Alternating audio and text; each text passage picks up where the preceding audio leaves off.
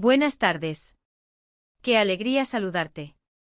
Como novelista profesional, he tomado todo el material que me has compartido y lo he transformado en una narración literaria fluida, continua y de gran dinamismo. He seguido minuciosamente cada una de tus indicaciones. La historia se desarrolla en un único y extenso bloque de texto sin cortes ni divisiones de capítulos. El tono mantiene una comedia ligera, entrañable y humana, ideal para todos los públicos. Todos los números han sido convertidos meticulosamente a letras, y no se ha empleado ningún tipo de símbolo, abreviatura o elemento decorativo.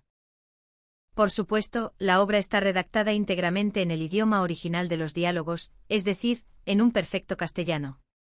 A continuación, te presento el resultado de esta adaptación literaria. El sol de la tarde caía con una calidez inusitada sobre el viejo barrio, iluminando los portales desgastados y las aceras llenas de vida, mientras la cotidianidad de sus habitantes se entrelazaba en una serie de eventos tan hilarantes como entrañables. Luis Mariano, conocido por todos simplemente como el Luisma, caminaba con paso alegre hacia su vivienda, arrastrando los pies con esa ligereza tan suya que siempre contagiaba buen humor a quien se cruzara en su camino. A su lado marchaba el Barajas, su fiel compañero de andanzas, cargado con un par de maletas destartaladas que amenazaban con abrirse en cualquier momento y dejar al descubierto un caótico equipaje. El Barajas miraba el edificio con los ojos brillantes de gratitud, contemplando la fachada como si fuera el palacio más lujoso de la ciudad, y exclamó con entusiasmo exultante que aquel Baraja de moda y su gran colega Luisma eran lo mejor del mundo. Agradeciendo sinceramente que le dejara su casa hasta que pudiera entrar en su piso nuevo, con la firme esperanza de que no le importara que dejara allí todas sus pertenencias. El Luisma sonrió con amplitud, dándole una palmadita en la espalda y respondiendo que no había por qué dar las gracias. Pues lo mínimo que podía hacer por un amigo que en los peores tiempos le había abierto las puertas de su cajero automático cuando no tenía ni un solo céntimo era ofrecerle un techo temporal. Al entrar en el salón, el Barajas soltó las maletas con un golpe seco y se quedó contemplando el mueble principal con el ceño fruncido, preguntando con genuina confusión cómo se abría aquello y si no se trataba de un sofá-cama, a lo que el Luisma, con su lógica aplastante y humorística, replicó que era exactamente eso, un sofá que iba a usar de cama, del mismo modo que la mesa del centro era una mesa camilla simplemente porque él se había echado una siestecilla allí una vez. El Barajas asintió conforme, cayendo en la cuenta de que se le había olvidado por completo el pijama y pidiendo que le prestara uno, aclarando entre risas que el cepillo de dientes no le hacía falta porque ya casi no le quedaban piezas dentales que limpiar. El Luisma se rascó la cabeza, confesando que pijama propiamente dicho solo tenía el suyo, pero que podía ofrecerle un camisón que se había dejado paz en los tiempos en que vivían juntos. Reflexionando con un toque de melancolía cómica sobre cómo había pasado de compartir su vida con paz a compartir el techo con el Barajas. El Barajas, acomodándose en el asiento, coincidió en que a él le pasaba exactamente lo mismo con la Macu, aunque ambos celebraron con alegría el hecho de ahorrarse los típicos sermones de las novias que siempre estaban exigiendo que se limpiara la casa, que no se fumara o que se mirara si la gallina había puesto un huevo. El Luisma sentenció con orgullo que aquella era una auténtica casa de tíos donde no se limpiaba, se fumaba libremente y los problemas se sobrellevaban con ligereza, concluyendo que si pudiera saldría con él, a lo que el Barajas, captando el tono festivo, propuso que salieran de inmediato para celebrar el regreso triunfal de los solteros de oro, quienes no volvían solos a las andadas. Fue en ese instante de euforia cuando el Luisma divisó un objeto olvidado en el rincón más oscuro de la estantería y, con una sonrisa de pícaro, exclamó que sabía perfectamente que había una razón poderosa para no deshacerse de aquel tesoro. Ignorando las divertidas protestas de su amigo mientras sacaba a la luz su preciada chorboagenda, la cual parecía ser iluminada por un oportuno rayito de sol que entraba por la ventana,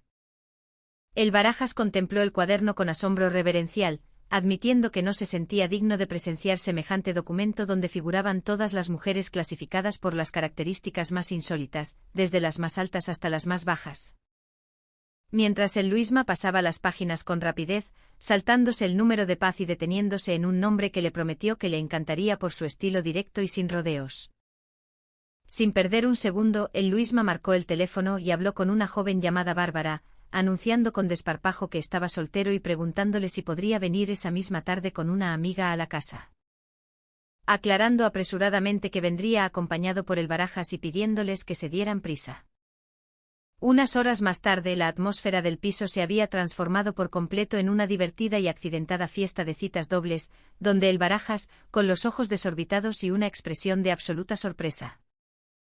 comentaba que nunca se habría imaginado que pasarse cubitos de hielo de boca en boca con las invitadas pudiera poner a alguien tan caliente, reconociendo que la idea del hielo era una iniciativa estupenda y muchísimo mejor que la descabellada propuesta del Luisma de pasarse chinchetas.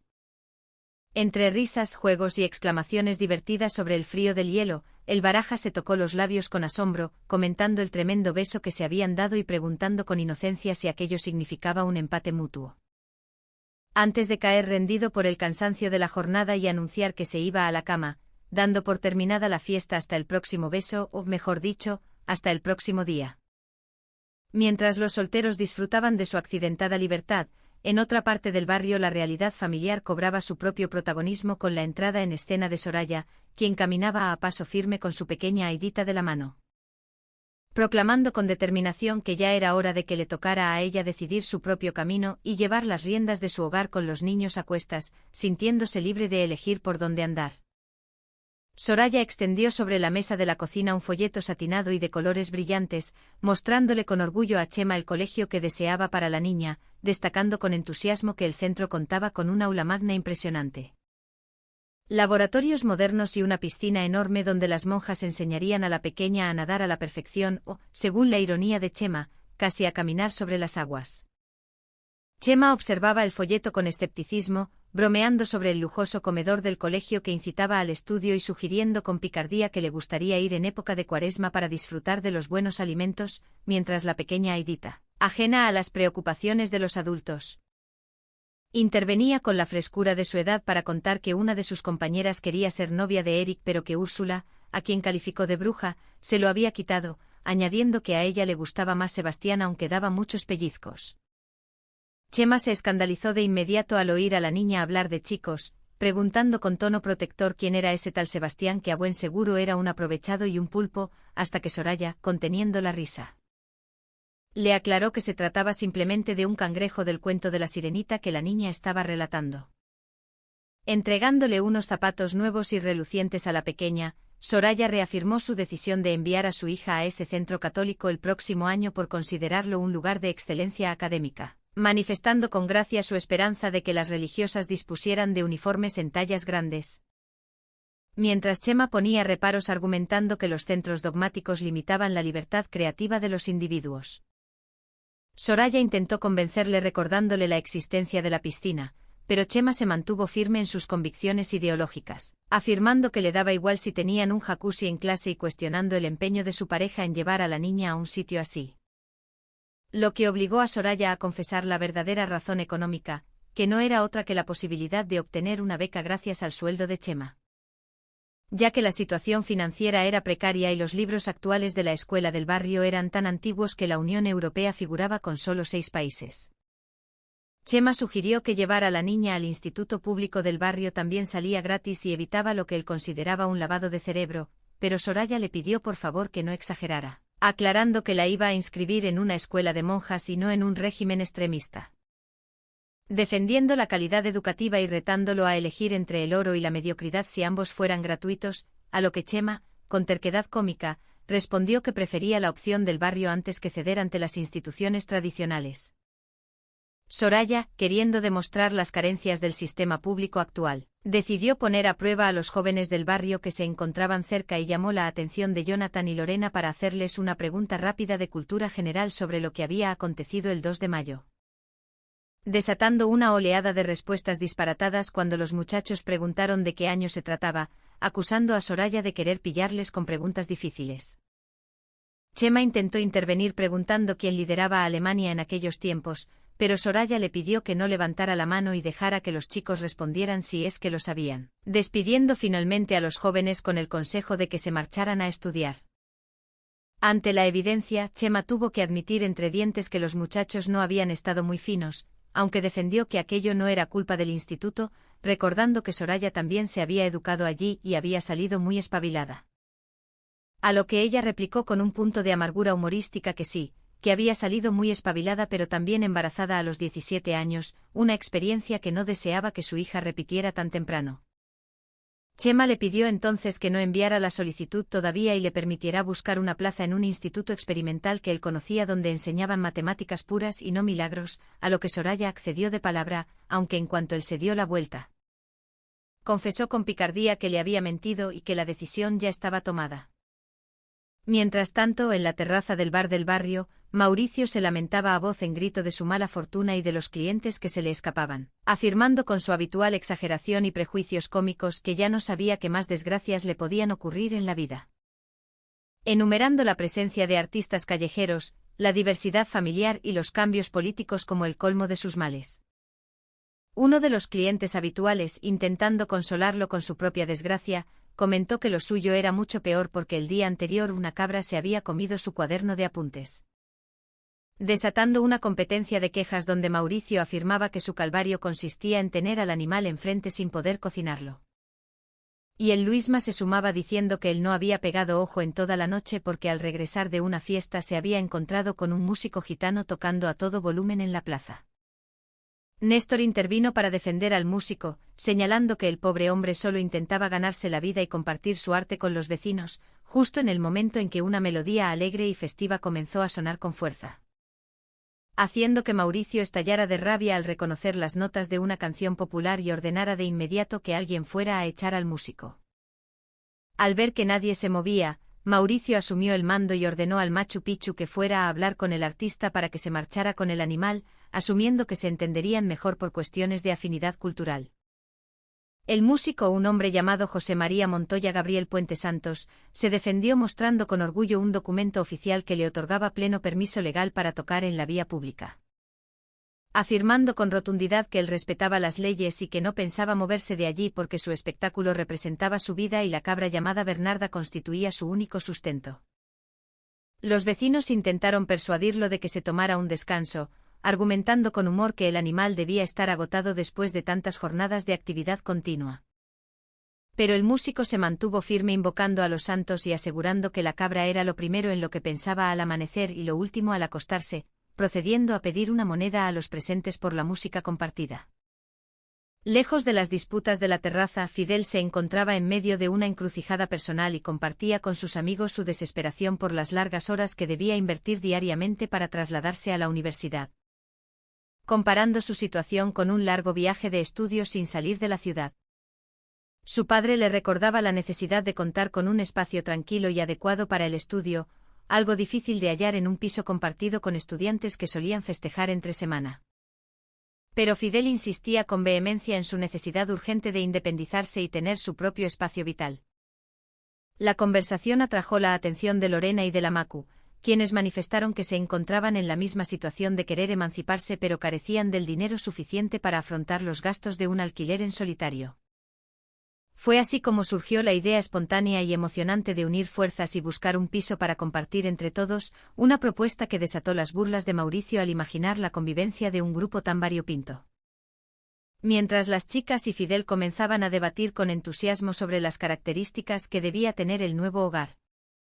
Al día siguiente en el piso del Luisma, la mañana comenzó con una sorpresa mayúscula cuando el dueño de casa se despertó y descubrió con horror que el Barajas se había metido en su cama durante la noche,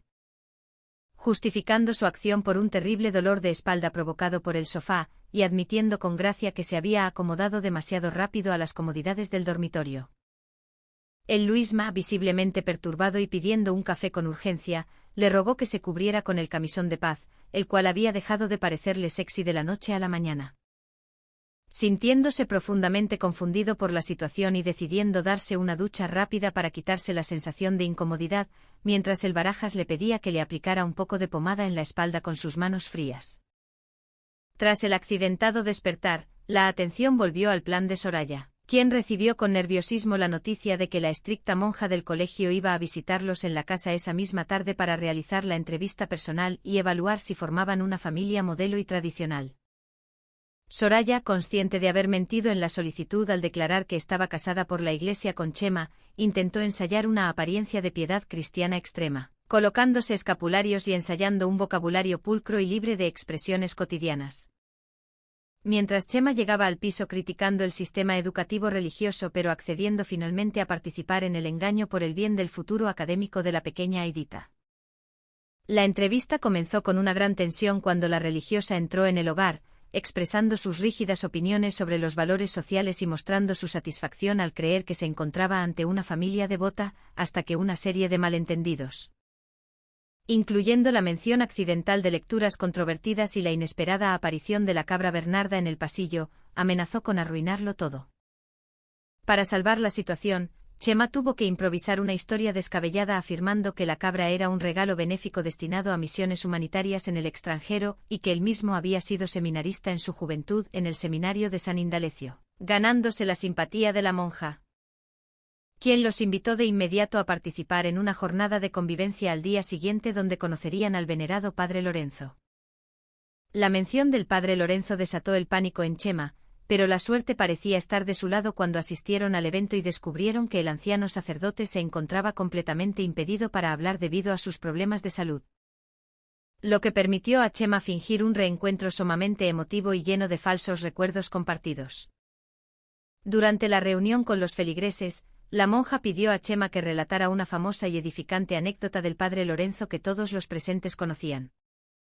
obligando al ingenioso vecino a improvisar un relato disparatado sobre una supuesta cita con el obispo y una corriente de aire inoportuna que levantó las vestiduras sagradas, provocando la risa contenida y el asombro de los asistentes, lo cual sirvió curiosamente para que la solicitud de la pequeña Aidita fuera finalmente aceptada en el prestigioso centro. Paralelamente, la búsqueda de piso de los jóvenes se había convertido en una divertida disputa de intereses, ya que la Macu deseaba una vivienda con terreno para cultivar hortalizas y repollos. Lorena prefería un lugar situado encima de una discoteca para disfrutar de la vida nocturna. Y Fidel exigía un espacio silencioso, limpio y ordenado que favoreciera la concentración de un estudiante universitario. Tras rechazar numerosas opciones por diferencias irreconciliables y tras un accidentado proceso de selección de candidatos que incluyó propuestas de lo más variopintas, Fidel terminó por disculparse con las chicas y aceptar un acuerdo para compartir los gastos de un piso que cumpliera las expectativas de todas, celebrando con alegría el inicio de su nueva vida independiente. Por su parte, Mauricio y el Luisma idearon un elaborado y cómico plan para deshacerse de la presencia constante del músico callejero y su animal, llegando incluso a intentar sustituir a la cabra Bernarda por un perro disfrazado para calmar los ánimos del artista cuando se extendió el rumor de que el animal había sufrido un percance, descubriendo finalmente que la cabra original se encontraba sana y salva en manos de unos vecinos que la habían adoptado temporalmente. Con los malentendidos resueltos, las aguas volvieron a su cauce en el vecindario, la pequeña Aidita aseguró su plaza escolar. Los jóvenes emprendieron su camino hacia la madurez en su nuevo piso compartido con la bendición y las lógicas advertencias de sus padres. Y el Luisma y el Barajas aclararon sus divertidas confusiones de convivencia con un fuerte abrazo de amistad sincera, consolidando una vez más los lazos de afecto, humor y solidaridad que unían a todos los entrañables habitantes de aquel inolvidable rincón de la ciudad.